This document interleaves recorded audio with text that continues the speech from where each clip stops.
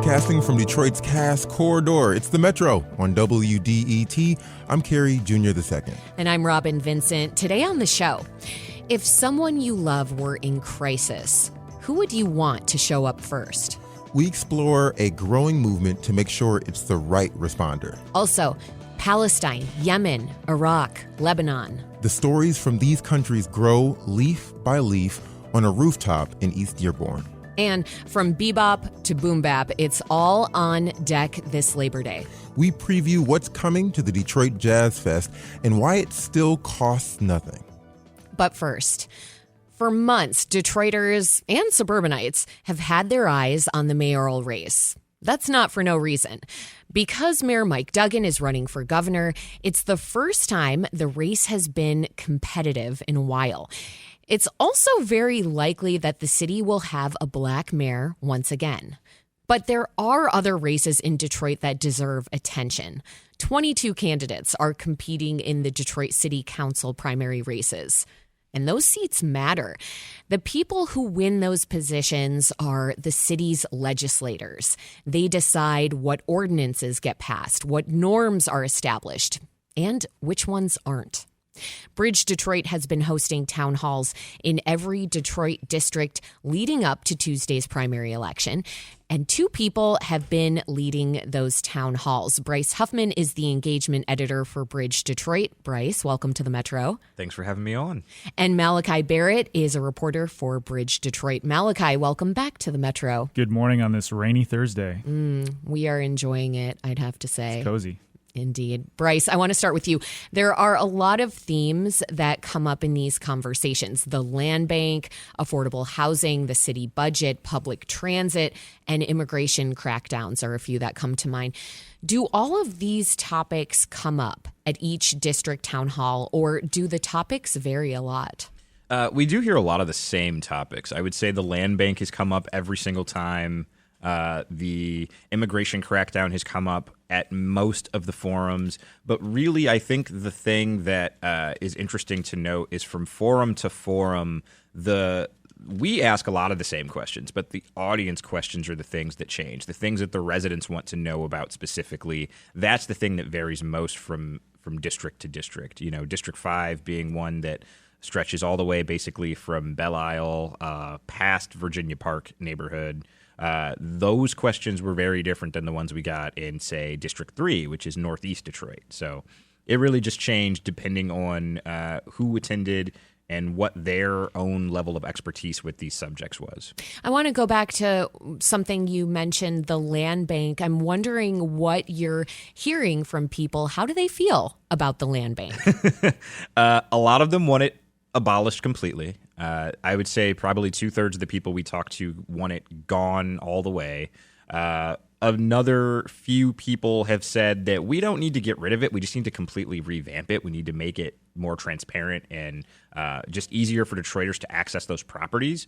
Then there's another very, very small contingent of people, including some of the council members, who are like, do you guys remember what we had before the land bank? We need it. We need it to work. We need this authority just to make sure the city's not trying to manage all these properties. So most Detroiters want it gone or completely changed to the point where it doesn't function anything like it looks today. And then a very small number want to keep it as is. So in other words, you have not seen from attendees them being receptive to the candidates who are saying, don't you remember what things were like previously? No. They're looking at those candidates kind of raising an eyebrow and saying, we know what it looks like now. It needs to change. One of the other districts I'm thinking about is District 6, which includes Southwest, and that's where there's a lot of pollution, a lot of trucking, and we know a big immigrant population. And you mentioned immigration crackdowns. I'm guessing that you're hearing big concerns from folks in District 6 about that. Is that right? Yeah, we're hearing concerns about the city's relationship to immigration customs enforcement if City Council would want us to keep DPD completely separate and removed from those processes altogether. But we've heard it. I want to point out we've heard it in all of the districts except maybe two talking about immigration. I think District 2 and 3 were the ones that didn't really mention it. But every other district, we've heard from residents that they do not want ICE here. They do not want DPD to cooperate with them. So I think that's something that did surprise me a little bit. I knew we'd hear it in District 6. I knew we'd probably hear it in District 5. But hearing it in all those other places made me realize Detroiters are a lot more unified on this than I thought. Okay, so that is one of the unifying prominent issues then, is how the city is working with or not working with ICE and immigration crackdowns more broadly. What are some of the other prominent issues that you're seeing that are uniting people? Housing prices, just the lack of affordable housing. Right. As someone who is looking at houses and thinking about what I could even potentially afford, it's something that this summer I heard a lot of residents share concerns about, a lot of the same concerns that I have. So, Malachi, I'm sure you can talk about this a little bit more as a current Detroit homeowner. Did you hear any comments from people when they were talking about affordable housing that made you kind of relive thinking about buying a house? I mean, I didn't have like the worst time. I think the market is always difficult for folks, but when you think about housing, I think it goes beyond, down payment assistance programs that the city has stood up using federal pandemic relief. There's a general sense that we need to find a way to keep that going, maybe with state money, maybe with federal money. There's also a need to continue home repair programs for seniors. There's been a lot of emphasis on issues affecting seniors, probably because seniors make up the majority of people that vote in these elections. So there's been a lot of conversation around, how do we not only get new homeowners, but how do we keep people in the homes that they have already been in? And generally, affordability across the board is an issue. It's very expensive to live in this city with auto insurance and all these other things, some of which the council can control, a lot of it, which, it can't. So it's not only the issue of affordability when it comes to housing, but it's also how that's affecting vulnerable people like senior citizens. Yeah. Okay, what else is uniting people, would you say? I think a desire just for more transparency in general. Government transparency. Yeah, just city government transparency. They want a little bit more clarity on the relationship that we're going to have to Washington, D.C., regardless of who's mayor. That relationship is something that is concerning to a lot of Detroiters. Even the relationship to Lansing is something that comes up in a lot of these forums. Like, how are you going to leverage Lansing to help the city when we are coming up on some financial hard times with the end of the ARPA dollars and the pension obligations coming up? So it's really kind of a concern about the city's financial future that has united a lot of people, but also the desire to see more neighborhood investment. That's a big one. The narrative about two Detroits, there's downtown and midtown, and then there's the rest of the city. Right. Definitely unifying factors in every single district. I think public transportation is another issue that's come up a lot at our forums. Perhaps because there's been a presence from transit activists like Brother Cunningham, who's I think showed up to almost all of our forums. He showed up to all of them from District 3 onward. Yeah, so people want to see more reliability, more frequency of the buses. They also want to see buses be more comfortable and kind of upgrades to seating and shelters and transit centers being more open and accessible. There's some concern about ongoing union negotiations with drivers and mechanics that they will be not only paid more, but paid the same rate as smart drivers with the suburban system. So that's something a lot of people have their eye on as well. Okay, now I want to look at some of the candidates because you've just broken down some of the issues that are really uniting people. And so now let's look at what candidates are saying about some of these things, if we could. I want to actually start with transit. Malachi, can you give us a little bit of a summary, like who's standing out to you right now when it comes to what they're saying or what plans they have for transit? Yeah, it's tough. I don't feel like there's a particular city council candidate who is like the transit champion, although I do think there's a general consensus among candidates, maybe picking up what residents are putting down, that there needs to be more investment in the system and that there needs to be more work done to make the system, again, more reliable and dependable, that the buses show up on time, that they show up more often. So it's hard for me to single out one particular candidate. I wish there was a transit champion candidate. Yeah. I know that Brother Cunningham also wishes that. Yes. Okay, so we don't have anyone who's standing out in that way. What about some of the other issues that we've discussed, whether we're talking about immigration or housing? Any candidates that are standing out to either of you? I don't want to single out one candidate because it's going to come off like I'm endorsing them. But I will say at our District 5 forum, that's the one that has the most number of candidates in this race. And that's Sheffield's seat. Yeah, that's the seat that will be left open by Mary Sheffield, who is obviously currently the city council president and front runner in the mayor's race.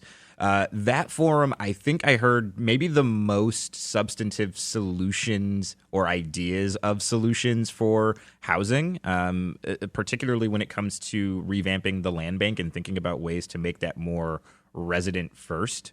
So I was not necessarily surprised by it because I know some of the people running have been very vocal about that even before trying to run for council. Like George Adams and Renata Miller have both been talking about that for years now.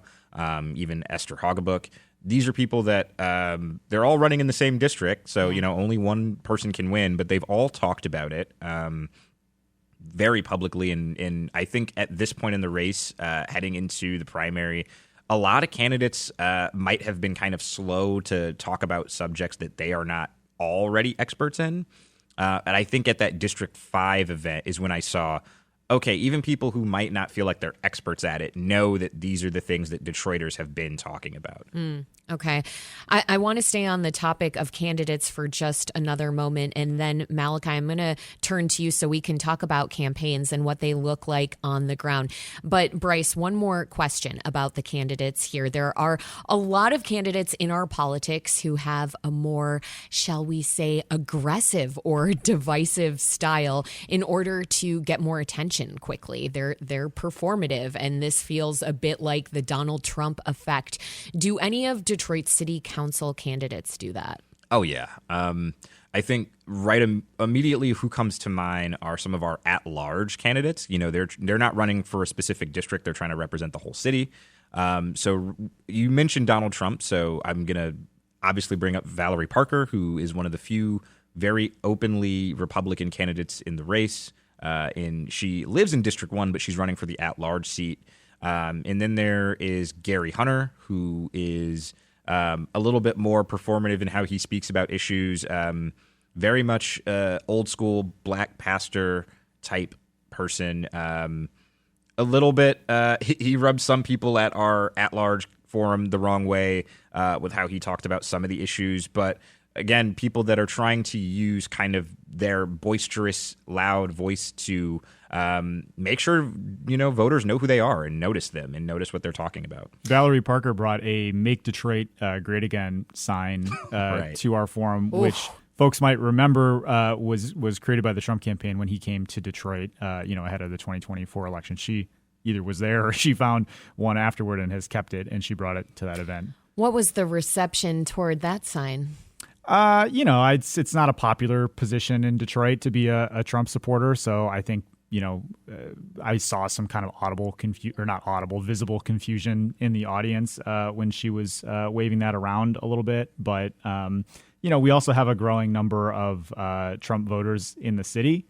So, if that's your cup of tea, maybe that tells you something about who you could support. So overall, would you two say that is something gaining traction then, the performative politics, the aggressiveness, the divisiveness, or not when it comes to what you've been seeing at the forums? I have felt a real tone shift on immigration since it really over like the last year and a half. While there has been, a lot of concern from residents about DPD's involvement in immigration enforcement. And, like Bryce said, it's come up at a lot of these forums where people want a commitment from public leaders that we're not going to use city resources for federal immigration enforcement. At the city council sessions and at some of these meetings that we've held, we've also heard from people who feel like there's been too much done for immigrant communities to the detriment of like legacy Black Detroiters. And there's a bit of a kind of like zero-sum game, people kind of pitting groups against each other. Councilmember Santiago Romero, who's also running for re-election, she won't have a primary because she's running against just one opponent. So that will happen in the general election. State Rep Tyrone Carter is running against her in that district. She has taken a lot of the heat on this issue in particular. People who are upset, I guess, or angry with what the government has done to ease the transition of new arrivals has landed on her. Interesting. I think partly because she's the only Hispanic member of the council, as well as, she represents a district where a lot of these issues come to the forefront. She's an outspoken Mexican immigrant. Right. Grew up in Southwest. Is very vocal about how she feels about aggressive immigration enforcement. She was just on our show talking about family members she's had who've been deported and how disruptive and traumatic that can be for people. So, yeah, I could see that she would become a target when it comes to these conversations. This is the Metro on WDET. I'm Robin Vincent. We're talking about Detroit's city council races. Our guests are Bryce Huffman and Malachi Barrett of Bridge Detroit, which has been hosting town halls in each district. Malachi, what do these city council campaigns look like on the ground? In other words, I'm wondering how much money is needed to run one and what kind of people are running for these seats. How are people advertising to get the word out? Things like that. Yeah, I mean, if you compare it to the mayoral race, you're not really seeing billboard ads for city council candidates. You're not really seeing television ads. There's not as much of that kind of presence. Part of that is the money issue. It's a lot less expensive to run a city council campaign. We had disclosures come out last Friday that, show you what candidates have been raising and who they've been raising it for. And to be honest, I haven't had a chance to really dive into the council races to see how much those races cost. Generally, I've heard that the consensus is it costs about $1 million in the primary to run for mayor and another $1 million or so to run in the general. Wow. City council races, it's more like the tens of thousands of dollars. So they have been using events like the ones that we've been hosting and other groups across the city, these forums, as a way to get out in front of voters. It's a free, easy way, to get your name out and let people know what you're doing. I've also seen a lot of yard signs. I live in District 4, but I was redrawn I live in D4, but, used to live in D5 with the new maps that have come down. Basically, they shifted me over. So I'm close to D5 is what I'm trying to say. And there's, I think, 7 candidates who are running for that race. And, if you drive down some of these neighborhoods in Indian Village or West Village, you see a lot of neighbors that have different candidates that they're supporting. And I think those conversations have been happening in, block clubs and some of the more kind of neighborhood organizations. But the council candidates certainly don't have the same kind of organizing strength. Some of these folks are just running with a small team, running their own campaign. They have a wide variety of experience. I mean, you have people that have kind of habitually run for office every year for a while. You have this is their job. Yeah, kind of. I mean, there's a mayoral candidate, Danetta Simpson, who's run for mayor every time since 2005. Right. So there's kind of a professional candidate group of folks that come out for these races. But there's also people who are jumping in for the first time that have been working, privately to improve things in their area, and now they want to step into government. And yet, the 22 people who are running for city council seats, that is actually a low number. Why do you think that is? Yeah, that's interesting. We have a number of seats where there just won't be a primary. District 1, District 3, District 4, District 6, pretty much all of the police commissioner districts, the community advisory council don't have people that are actually on the ballot. There's some write-in folks that are running for police commissioners. I wonder if that signals, just a frustration with government and kind of a lack of willingness to participate. I've heard that also, our kind of toxic politics has discouraged people from running because they don't want to face, the kind of heightened discourse that people are dealing with, right? That it's kind of scared them away a little bit. But I think it might reflect a general kind of concern about where is the city headed? Do I want to put myself in this position? I don't know. I think there's other places that people are going if they want to make an impact and not necessarily on the city council. I think there's also a little bit of a hesitancy to join council because a lot of people are starting to see just that the mayor is the one that has so much executive power, and on council, you often get blamed for things, you get thrown under the bus occasionally, and there's not a lot of people that kind of have the resolve to just deal with that for 4 years at a time. And speaking of the mayor, before I let you both go, Bryce, this is a big election in Detroit. It's the first time for mayor, at least, that there is a competitive race in a while.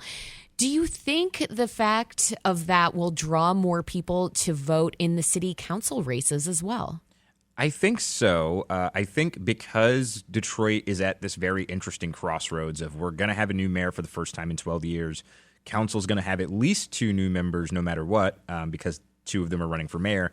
I think people are starting to engage a little bit more than they did in 2021 and maybe even more than 2017, just from that alone. But I also think there's so much more concern and worry about what we're seeing at the federal level that there are people who are going to turn out for each of those races just because there's that concern, that worry, that desire to be kind of civically engaged.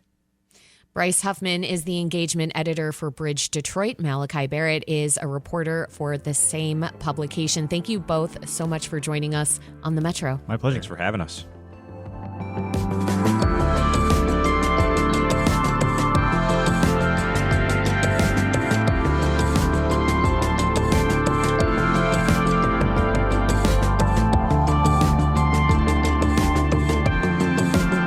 This is the Metro on WDET. WDET's listener survey is now open, and your feedback helps shape the future of Detroit Public Radio. It's quick, anonymous, and it lets us know what you love, what you'd like more of, and where we can improve. Complete the survey, and you'll be entered for a chance to win a custom WDET prize pack. Visit WDET.org/survey. Up next, there's a mobile mental health clinic driving around Metro Detroit that brings clinical care into neighborhoods, meeting patients where they're at. We'll hear about all of that next on the Metro. Stay with us.